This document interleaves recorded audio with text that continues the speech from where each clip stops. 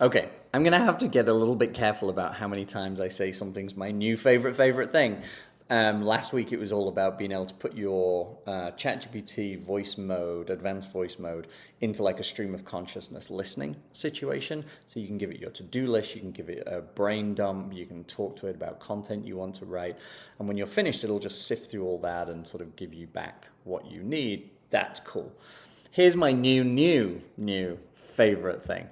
So NotebookLM from Google, it's entirely free. It's based on the Gemini model. It really allows you to upload single documents, as many documents, YouTube videos, although it keeps saying it can't access them, copy and paste text, etc., into it, and then it will figure out what questions you might want to ask all of that information, and it will help you with prompts, etc. Marketing site gives a pretty good look over it. Definitely go have a look. But the thing that it really does is audio, like conversational audio that you cannot distinguish from human audio. I'm going to show you that in a second. Let's have a quick look at what it looks like inside. So just like my last video, you might have seen I used Darwin's Origin of Species as a book. It's a hard read, and so I uploaded it, and it started to give me questions that I might want to ask that information. And you can go into the chat, and it will, when you ask one of those questions, or your own, it will then generate the answers. I generated one here for you because sometimes it takes a minute, but it gives you all the citations then of what it was looking at the time, right? And it highlights in the script. That's pretty impressive whichever way you look at it. But again, you could get a lot of that from just talking to ChatGPT, Gemini, or Claude. What it then does, though, under Notebook Guide, it allows you to create audio based on that information. And I'm going to show you an interesting example. I'd written this very short article, Werewolves and Villagers, right? It's a human psychological game. For those of you who don't know, where a bunch of you go in a room and everybody closes their eyes and two people are nominated to be the werewolves. And then everybody else is a villager. And whilst their eyes are closed, the werewolves open their eyes and they collectively decide who they're going to kill in the villagers. Everyone opens their eyes and they have to figure out who the werewolves are. They ask questions, they have conversation. It's very human. And so what I wondered was, if I fed that to ChatGPT, could I get ChatGPT to run a simulation that got the same sorts of results, was also human? As you can see, very sort of short article with some data in there. Nothing particularly elongated, in-depth, etc. here. It's a nice, fun sort of read, and you can click through to read the actual thread that I used on ChatGPT, and you can even continue it and get it to play more games, or you can watch my prompting of this if you're still learning about how to best use these tools on this video. What I did was I gave that to NotebookLM, and I then had it generate the audio. Now, interestingly, for those of you who've been following me for a long time, FOMO.ai, right when ChatGPT came out, started life as the world's first fully automated AI podcast. And the audio wasn't really particularly great, but at the time it was a real demonstration of how you could build an automation that daily would do a bunch of research, generate a script, record that script, and then push it out as a podcast. This is what the voices used to sound like. Gut feelings that you humans rely on. That's not the one, that's the new one. Let me go back to an old one. So we're going back well over a year and a bit now. FOMO.ai eliminates that FOMO feeling about AI by gathering all the relevant See, news you missed across it's 7 meh, major categories. Right? Meh is Be probably sure about to the best check you out could our say. Instagram, where we ask our AI to generate an French retail giant Orkin implemented an AI-driven chatbot to help cut. Okay, you get the idea, right? It was a great demonstration thing at the end. Here is what NotebookLM did. Now remember, all I did was I gave it this article. I didn't give it a script, I didn't give it a prompt, I just gave it that article. And this is what we got. Hang on. It's that difference between, say, knowing the rules of chess versus understanding the psychology of your opponent. Humans, we pick up on all sorts of things, right? Body language, tone Wait of for voice, the conversation, tiny the back little and cues forth. that aren't always conscious even. We get these hunches, these feelings that something's off, and those can be incredibly powerful in a game like this. ChatGPT, as sophisticated as it is, was approaching the game from a purely logical standpoint. And that's where it gets really tricky. even incredibly advanced AI can't quite grasp yet. And speaking of things that AI struggles with, let's move on to point number 3.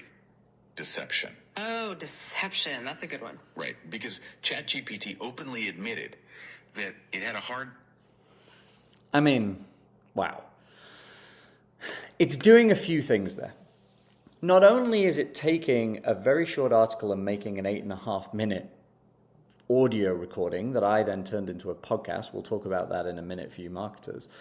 It's doing something like that's called adding disfluences. And disfluences are the things that make that so human. You can't just have two AIs talking to each other.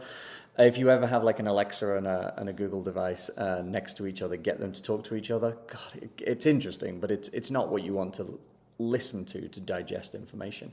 The disfluences are what makes it so human. The little noises, the little pauses, occasionally a purposeful stumble, the back and forth conversation. That's the thing that makes it so human and so damn impressive. It's the filler words, right? It's the human ability to make mistakes and be human that makes it so human. The implications for this are enormous. I've played that to a bunch of people without giving them the background you've just had, and they believed it was human. And it's only going to get better. So with NotebookLM today, you can't easily change the length, you can't easily change the voices, you can't necessarily change the format. Google have said it's one of the most successful things they've put out in AI so far. So absolutely this stuff is coming imminently. Even by the time you might go check it out from this video, you might already have some of that capability. From a marketing point of view, this is interesting. So in one of our other videos, we talked about, and I appreciate this is a new series, but if you go to Long Live Google, the Knowledge Engine in my new Tip of the Week series, you will have heard how Google's no longer a search engine, it's a knowledge engine. And by being a knowledge engine, it needs to see that the person whose content it's summarizing in those AI overviews is trustworthy. And one way you do that is you have a lot of content around your topic that is all linking back to you. A podcast is one of the things Google cites as having value. So there is no reason why you can't take all your old articles and generate the episode and publish it through a podcast. Podcast is great for link building, it's great for authority building, and as we have the ability to put in more voices and things, those voices that are new to you now that are quickly going to become everywhere because people are going to start doing this, will then ultimately be able to become your voice and somebody else's voice, right? So get ahead of it now and start doing this, and also take advantage of the evolutionary steps they go through with that as quick as possible. I think this is amazing. I think that if you're the sort of person who has to digest a lot of information, if you're the sort of person who learns audibly better than you do by reading the written word, this is an absolute game changer to you. A lot of people talk about the negative sides of AI and the disruption of it. You know, what a fantastic thing we're now seeing that for those people who are dyslexic, for instance, where reading is hard, now they have the ability to digest information in such an interesting way. And honestly, if you listen to that audio of Origin of Species, I'll push it out as a podcast episode so you can see it. It's amazing. It really does hit on the vast majority of the key points that you need to understand. So as always, thanks for joining me. On FOMO.ai, I just added a new page about premium content and SEO.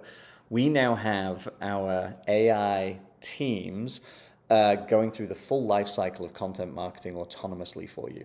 So it will figure out your keywords, it will research your topic, it will give a draft outline of what the content is it's going to write. It will write the content, it will have a back and forth with an editor to get it right, it will post the content, and it will make your social media posts. And it's very, very, very high quality content because we work with people like Noom and Minted, and it's been our job to make sure that we're really, really, really generating very high quality content. Thanks for joining me.